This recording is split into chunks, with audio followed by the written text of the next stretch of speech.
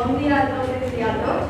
Us donem la benvinguda a aquest espai que volem que sigui un espai d'aprenentatge comú, de diàleg, per això hem plantejat de format de jornades, unes jornades on també hi ha taules de debat i d'aprenentatge comú amb persones de diferents disciplines.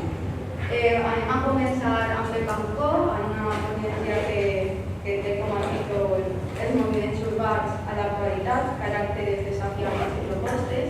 Pepa és catedràtica d'antropologia de la Facultat de Sants, ja treballem molt a la ciutat de València, i després continuarem amb Baja, que és arquitecta, ha sigut també molts anys professora a la Facultat d'Arquitectura, amb una ponència que es diu La vida sin espacio.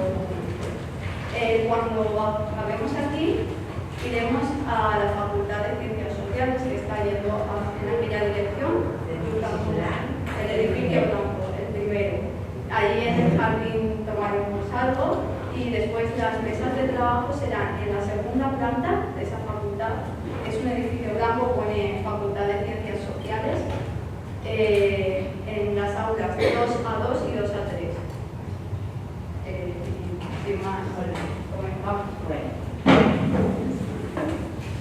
Bon dia a tots i a totes i bueno, la veritat és que no tenim molt de gust d'estar així i que la gent de lo que diu quan ha convidat a donar aquesta xerrada inaugural i evidentment jo vaig a parlar des d'una perspectiva de ciències socials. Pues res, deia això, que agrair a l'organització haver-me convidat. I jo vaig a parlar en termes molt generals, solament al final utilitzaré alguns materials d'altres persones per a il·lustrar algun fet. Bé, aquesta era la primera qüestió. La segona és que, com vaig a parlar, que vaig a contar-vos, faré un panorama una mica general d'allò que jo vull parlar i és ahir, una vegada faig aquesta petita introducció, contaré quin és el pla, encara que el títol de la xerrada ja dona idea de què vaig a parlar. Vaig a parlar, evidentment, de moviments urbans, concepte que preferix al que utilitzen altres autors i autores, que és el dels moviments socials urbans. Són moviments urbans. Bé, vivim en un context sensiblement diferent a quan Manuel Castells va exposar la seva teoria sobre el que ell anomenava moviments socials urbans, i en aquell moment, que penseu que estem en els anys 70 i 80 del segle passat, Castells va saber analitzar i conceptualitzar una sèrie de lluites que sobrepassaven els conflictes entre el capital i el treball i que després va tindre moltes repercussions, la seva anàlisi, en l'esdevenir de les ciutats. Si contrastem aquella situació en l'actualitat, diríem que ens trobem, per un costat, en un món cada vegada més urbanitzat, on les contradiccions globals se fan cada vegada més visibles a l'escala local. I és ahí, en aquesta escala local, on els moviments urbans no cesen de proliferar i de manifestar-se. A aquest respecte jo destacaré dues idees. La primera és que els moviments urbans no solament s'han fet més evidents i més nombrosos, sinó que, a més, s'han transformat. Els propis moviments urbans s'han transformat. I diríem en termes molt generals que hem passat d'un model que estava liderat, aquell de Castells, per associacions veïnals, que estava centrat en l'enfortiment de la comunitat local i estava també articulat al voltant de l'esfera del consum col·lectiu, que és el que ens va contar el Manuel Castells, a un altre model en el qual les noves formes de mobilització tenen un caràcter multidimensional, adopten composicions cada vegada més heterogènies i molt sovint transcendeixen el particularisme local. De tot això, com veureu, parlarem més. Segona precisió que calia fer, i és que tots aquests canvis en els propis moviments urbans s'han acompanyat d'altres ocorreguts en la manera de com s'interpreta l'especificitat de l'urbà. diré dos cosetes. En els anys 70, i torne al Manuel Castells, l'argument més famós de Manuel Castells en aquell llibre importantíssim que es deia La qüestió urbana, de l'any 77, destacava que el distintiu de l'urbà no podia determinar-se teòricament ni per qüestions de producció ni per les funcions político-jurídiques de la ciutat, sinó per albergar l'esfera de reproducció de la classe treballadora. Una idea que propiciava definir els moviments urbans per les lluites al voltant d'aquesta temàtica, és a dir, per la reproducció de la classe social. En l'actualitat què passa? Bueno, en l'actualitat hi ha, evidentment, moltes perspectives teòriques sobre el fenomen urbà, però les diferents perspectives tendeixen a focalitzar allò urbà en el procés que Brenner diu el procés de reterritorialització. Què vol dir? Resulta que ens trobem en un procés de canvi d'escala o de canvi escalar, és a dir, local, estatal o supraestatal, i aquest procés de canvi d'escala forma part del procés de globalització que a més s'acompanya d'altres transformacions molt importants a nivell no solament polític i institucional, sinó també a nivell socioeconòmic. Per tant, aquest canvi d'escala o de reterritorialització és un element en el qual molts estudiosos d'allò urbà estan d'acord. En aquest context de canvi d'escala, en el qual es barregen i interactuen diversos nivells local, etc., resulta que, a més, l'escala local adquireix un protagonisme que abans no se pensava. Per què? Perquè anteriorment es pensava que el protagonisme era el de l'escala estatal i que era allí on es coïen les coses importants. En el moment actual se considera que l'escala local, les ciutats, són el lloc on, com deia també un castell més nou, es situen els nodes estratègics dels fluxos globals. En aquesta mesura resulta que en les últimes dècades les ciutats i les seues àrees d'influència han deixat de ser pensades com simples components subestatals per a ser enteses d'una manera que a mi me pareix enormement fructífera des d'una perspectiva global, és a dir, les ciutats com espais locals on conflueixen de manera potencialment conflictiva influències que venen de diverses escales, des de l'escala global a les mediacions, neutralitzacions, etc., que se produeixen des d'allò local, d'allà la paraula local. Bé, el que interessa, aquest és el context general, ja no en tornaré a parlar d'això, en aquest precís context, en aquesta nova interacció entre institucions, processos i escales, resulta que això estimula noves formes, noves escales també de protesta i de resistència. I avui en dia, lluitar per el dret de la ciutat significa combatre per millors condicions de vida, una idea que relaciona en un sentit més ampli amb la idea de la vida digna, que segons el lloc concret on se produïsca pot incloure aspectes com la participació democràtica, els drets humans, la justícia mediambiental, la recuperació del sentit de l'espai i de l'esfera pública, etc. Bé, dit aquesta presentació, que és el context, la meva intervenció vaig a fer el següent. En primer lloc, tractaré un parell de qüestions sobre els moviments urbans que considero importants. En primer lloc, aquest parell de qüestions caracteritzaré, per una banda, els seus desenvolupaments actuals, és a dir, quines característiques tenen en l'actualitat els moviments urbans de manera ampla i general, i també apuntaré, jo crec que unes reflexions que són molt importants i que han produït molt de debat, que és quin és l'abast, l'alcance en castellà, dels canvis que els moviments urbans poden promoure. Tenen un caràcter reactiu, que deia Castells, o per el contrari poden promoure canvis més amplis. Pregunta important.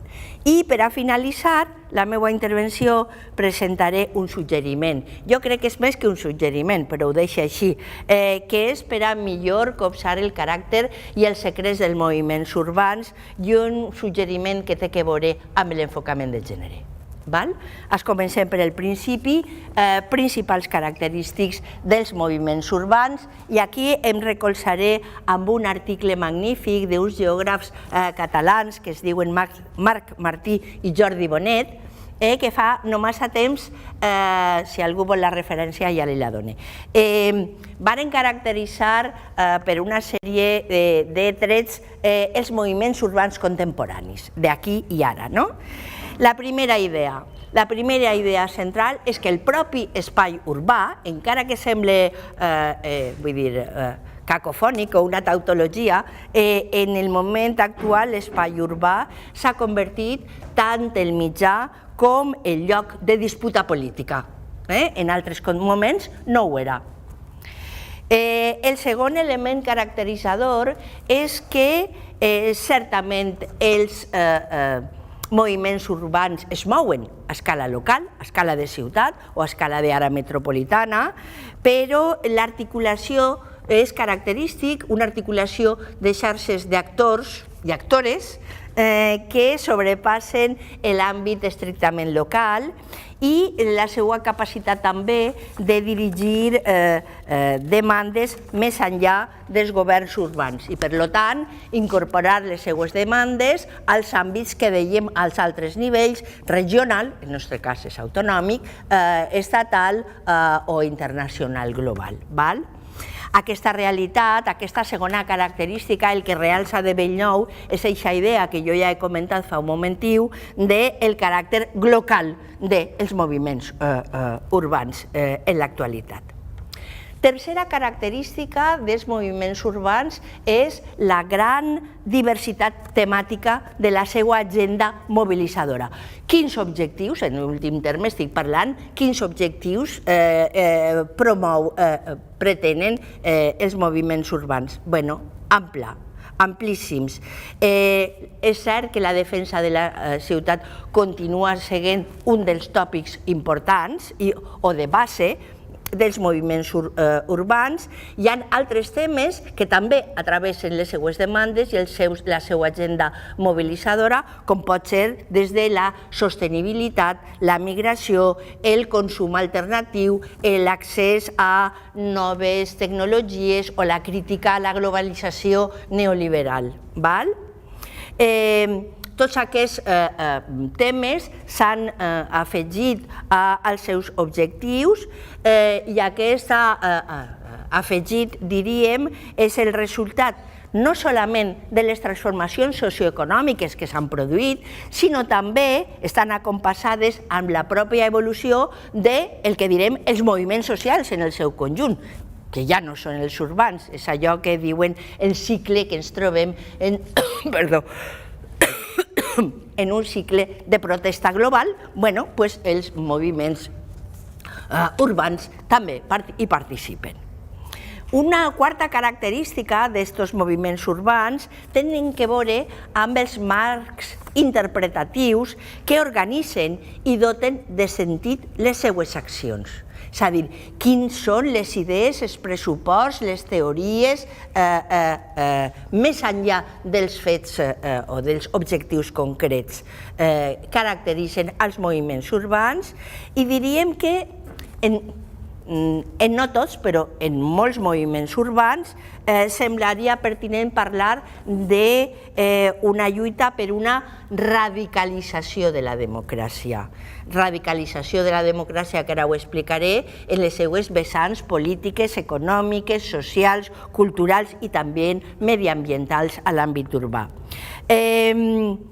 Quan parle de radicalització de la democràcia vol dir anar als orígens de la democràcia. És a dir, d'ahir que la reivindicació, per exemple, al voltant del dret de la ciutat, que és bàsic en els moviments urbans, coexisteix en demandes tan diverses com una major participació ciutadana en els processos de gestió de les polítiques urbanes, l'autogestió d'equipaments i de serveis o experiències de democratització de l'economia, i estic parlant en aquest cas de cooperatives de consum o de serveis, o també l'exigència de participar en temes medioambientals. Tot això, aquest embolic d'elements, formarien part d'aquesta idea de radicalització de la democràcia, que seria una característica generalitzada dels moviments urbans. Una cinquena, només me queda una més, una cinquena característica seria que els darrers trets esmentats, és a dir, el caràcter global de la protesta, la diversitat d'agendes mobilitzadores i la multiplicitat de marcs interpretatius, incrementen, i això és molt interessant, la capacitat d'hibridació dels moviments urbans amb altres moviments socials, és a dir, amplien les seues capacitats, no solament els seus interessos, sinó les seues capacitats d'interactuar amb altres tipus de moviments socials que no són solament urbans. I per últim, destacar, a més, en conseqüència, o com a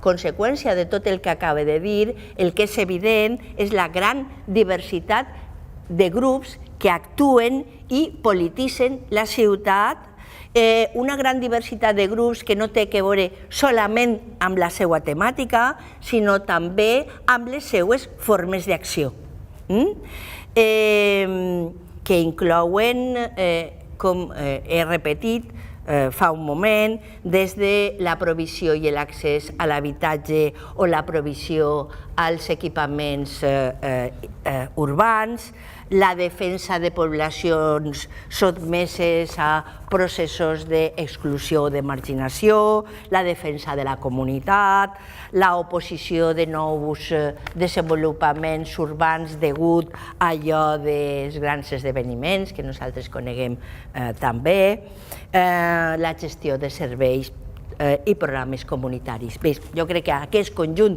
d'elements que jo acabo de contar tan ràpidament es mostren quin és el tarannà, el caire, el cariz, com vulgueu dir-li, dels moviments urbans en l'actualitat.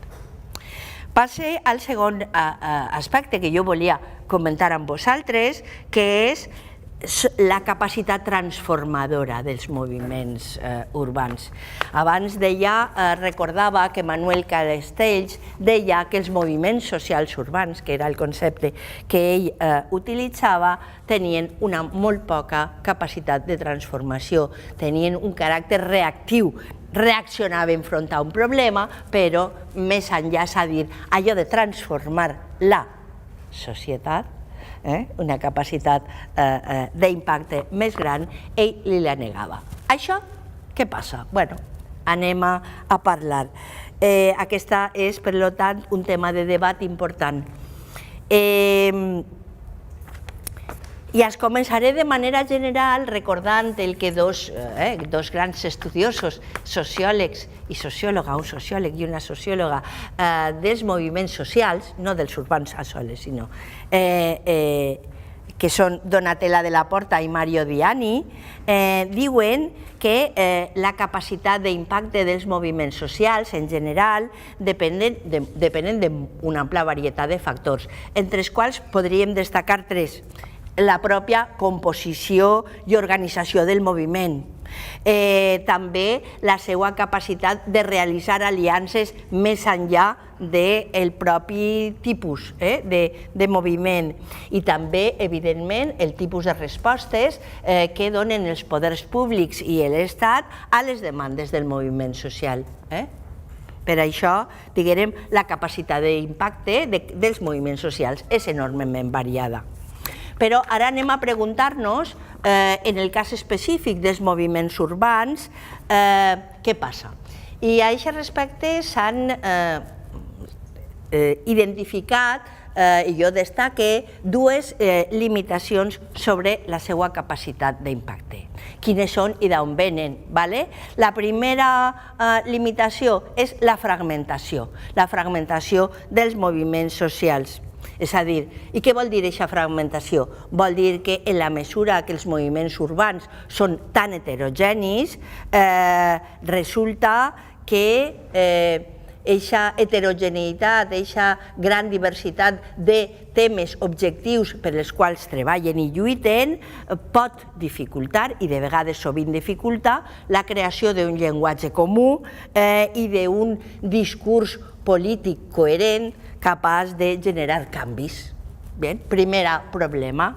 Segon problema, el segon problema té més que veure, o la segona dificultat té més que veure amb això que ens contava, o que jo deia que contava fa un moment, el Manuel Castells, que és l'argument clàssic, que és la dificultat de superar, transcendir els conflictes locals per a involucrar-se en allò que dirien en la política en mayúscules, és a dir, per a pensar i practicar formes alternatives d'estar, de viure i d'organitzar la societat.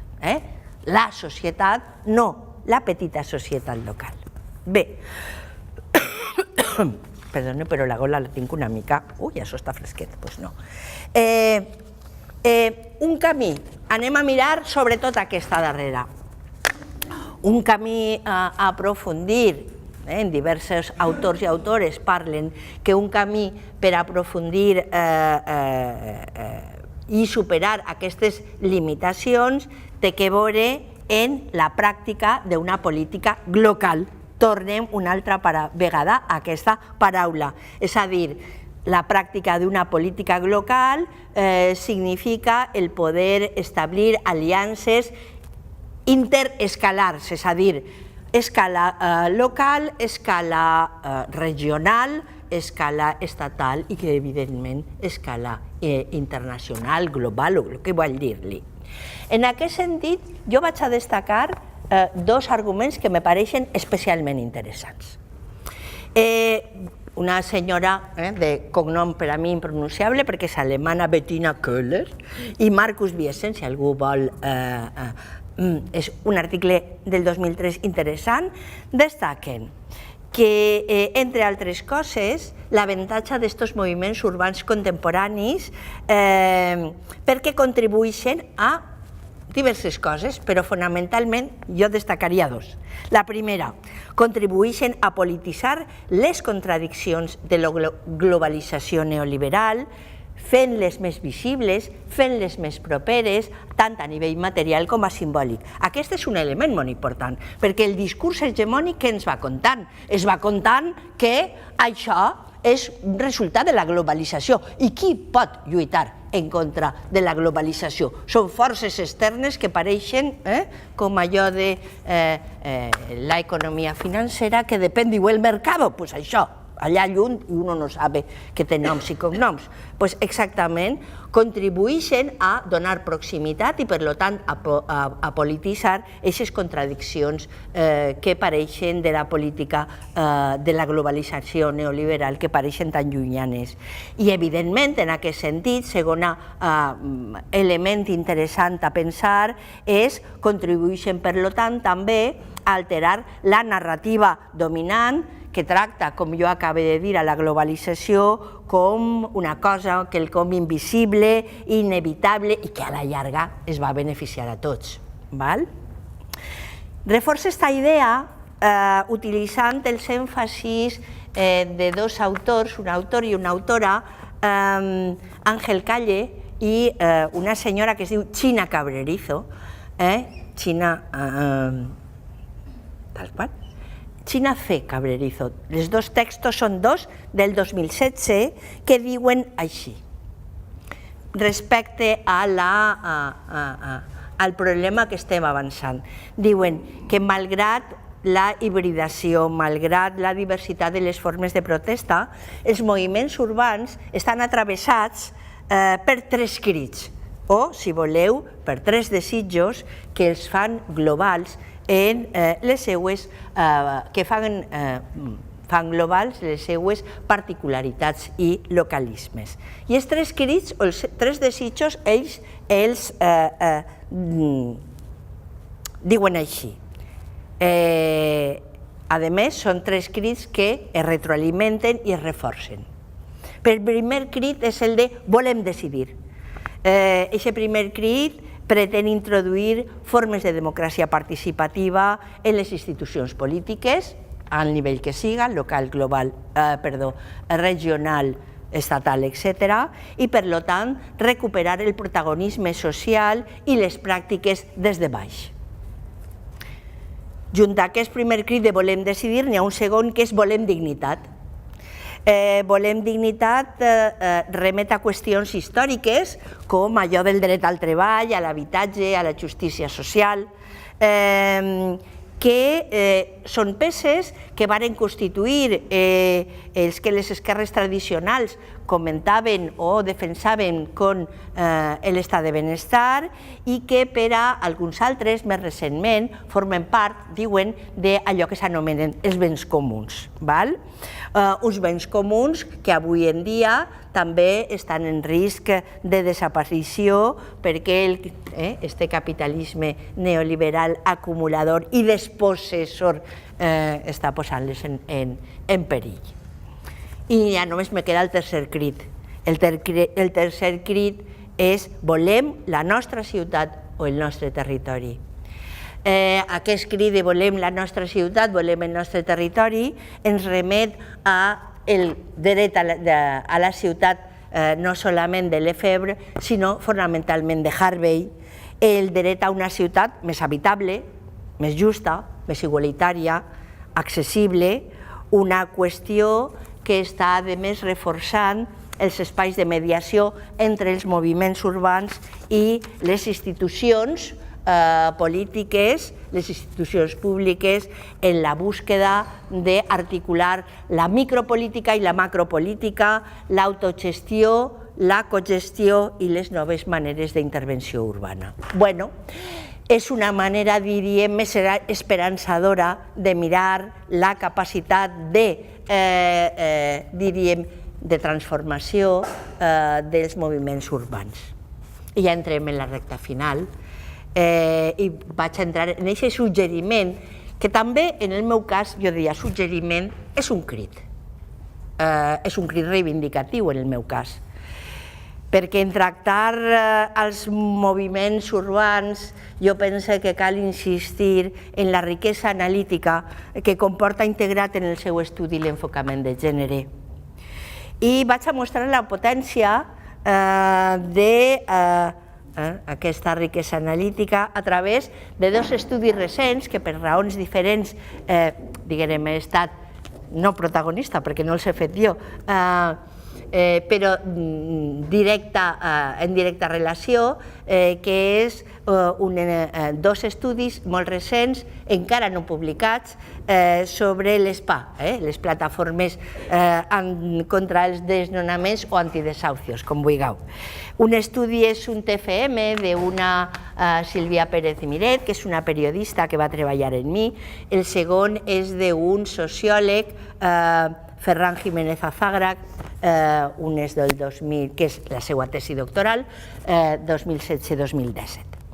Els dos treballs, cada un a la seva manera, són molt diferents, no solament d'abast, sinó també d'enfocament. Es mostren com l'esclat de la crisi econòmica i de la crisi hipotecària ha posat en qüestió i ha accentuat les contradiccions d'alguns rols de gènere, provocant que homes i dones s'enfrontaren d'una manera diferenciada al problema hipotecari. En parlar de la Passafort, que és el que fa la Sílvia Pérez Miret, diu, llig textualment el seu text, diu, ella observa com l'atur ha qüestionat la capacitat de l'hegemònic masculí de fer front a les seues obligacions com a sustentador, la qual cosa li ha provocat un sentiment de vergonya i fracàs social que li ha paralitzat davant un ordre de desnonament. Per contra, el rol de cuidadora de la dona li ha atorgat una legitimitat de gènere que li ha permès cercar ajuda i defensar la llar sense menyscapte del seu rol. En aquesta conjuntura, la dona ha sigut la que majoritàriament ha acudit i participat en les plataformes, almenys l'experiència que treballa Sílvia. De fet, el que observem, sobretot en aquest treball, menys en el de Ferran, però també, és que davant la crisi personal i familiar que suposa la pèrdua de l'habitatge, ja siga en propietat o de lloguer, els homes han quedat, i vaig a parafrasejar a un clàssic de l'antropologia del Mediterrani, que allà en els anys 50 un britànic,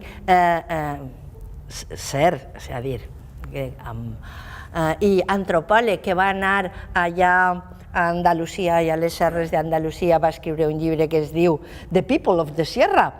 Ell va descobrir, els antropòlegs del Mediterrani van descobrir que les dones tenien que defensar, tenien vergonya, i els homes tenien que defensar el seu honor. Jugant amb aquesta història, jo dic que en aquest context nou els homes han quedat sense honor i plens de vergonya, mentre que les dones han emergit com subjectes polítiques sense cap vergonya i amb molt d'honor. En aquest ordre de coses, també el treball de Ferran Jiménez sobre l'SPA a Catalunya, les dones activistes, diu ell textualment, apareixen com el subjecte revolucionari del moviment i són el grup fonamental de l'organització. Masculinitats desnonades front a feminitats en lluita són dones que esdevenen protagonistes de la gestió del drama, de la lluita per l'habitatge, i que durant aquest procés adquireixen una nova consciència política. A més, en aquest caminar llarg dintre de la PA es desencadena un procés, un altre important procés, que és l'apoderament de les dones afectades activistes, perquè tenen que ser dues coses. Dintre de la PA n'hi ha activistes que no són afectats i n'hi ha activistes que estan afectats. En aquest cas parlem de dones afectades activistes. És un procés que trastoca alguns fonaments de la dominació masculina i emancipa a les dones d'un ordre social que les vol, que les entén quietes i submises. De fet, com sabem, mai ho ha estat així, però el discurs dominant així ens ho ha contat. Només cal mirar atentament al nostre voltant per a veure què és el que passa en realitat, que les coses que passen no sempre coincideixen amb allò que es diu i que la perspectiva de gènere ens ajuda a desvelar quantitat de coses. Siga en el tema dels moviments urbans, siga evidentment quan parlem d'espai públic o d'espai privat. Jo crec que segurament les exposicions que van a tindre lloc ara dintre de poquet en les taules de debat d'este matí, i almenys que són les que jo podré gaudir, ens donaran segurament possibilitat de posar en qüestió, de debatre, algunes de les coses que jo us he contat. I amb això, moltes gràcies, jo ja he acabat.